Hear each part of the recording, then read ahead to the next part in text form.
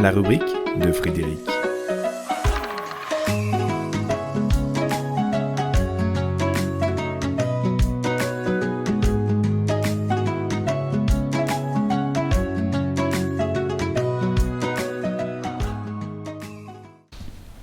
Tour d'ivoire. Drôle de langue qui vient associer l'ivoire à la tour. Cet espace qui permet de monter au-dessus du niveau des mers pour accéder à de plus larges horizons. Mais pourquoi ivoire ? Pourquoi pas tour d'or, d'argent ou de platine ? Pourquoi une tour faite de défense d'éléphants, ce gros pachyderme qui en impose physiquement avant d'imposer sur d'autres plans, idées, idéal ou politique. Pourquoi tour d'ivoire, si ce n'est pour se défendre de ce qui existe dans d'autres contrées qui ne s'attachent pas uniquement à ce qui paraît, mais aussi aux sphères subtiles des causes imprégnant les tours de conscience. Ces seules tours sans mur qui incitent à questionner en permanence le vivant pour éviter d'être leurré par l'apparence et la logique de l'instant. Tour d'ivoire, tour de protection, tour de défense, pour n'avoir pas à interroger les sacro-saintes idées que l'on se fait sur le monde et la façon de le gouverner. À trop s'isoler, à trop baigner dans un paysage en imaginant qu'il est décor avant d'être essence, on se coupe. On se coupe d'autres, différents. On se coupe du débat d'idées. On se coupe d'une créativité. On s'arc-boute sur les frontières de nos visions et on déclare la guerre à tous les mécréants qui osent faire entendre une voix différente. Mais quelle brutalité que de dénier à l'autre son droit à la différence. Quelle brutalité que de lui interdire l'accès à certains territoires.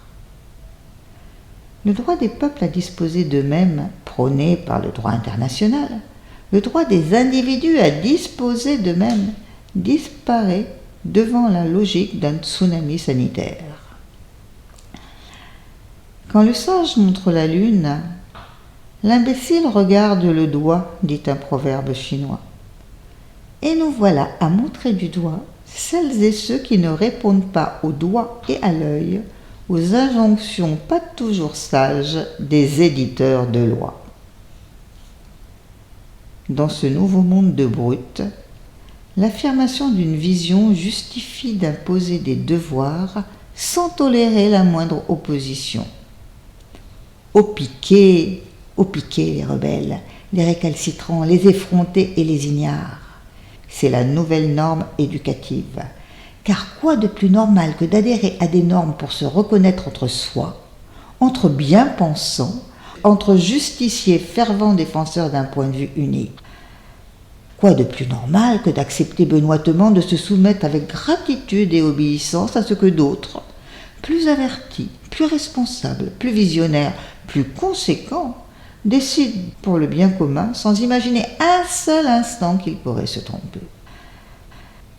Voilà une façon qui, sous couvert des meilleures intentions, ressemble à un autoritarisme qui confisque la parole et le droit de défendre ses idées à une part de la population.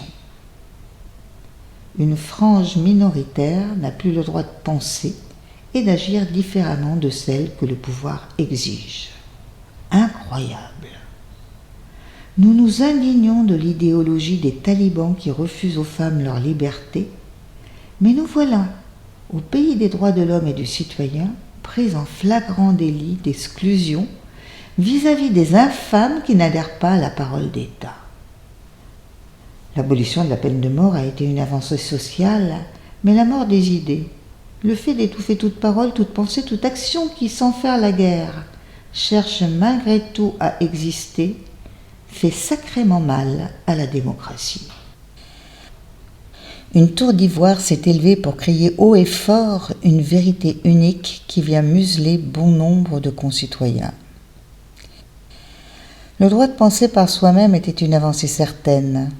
La reconnaissance du droit à l'erreur découvrait une autre approche de l'évolution en donnant à l'apprentissage par l'expérience une place de choix. Le devoir de faire progresser la vérité revient à tous, aux majorités comme aux minorités. Derrière les faits, il est des principes. Défendons-les avant d'adhérer aux solutions factuelles pour tenter, à notre tour d'y voir plus clair.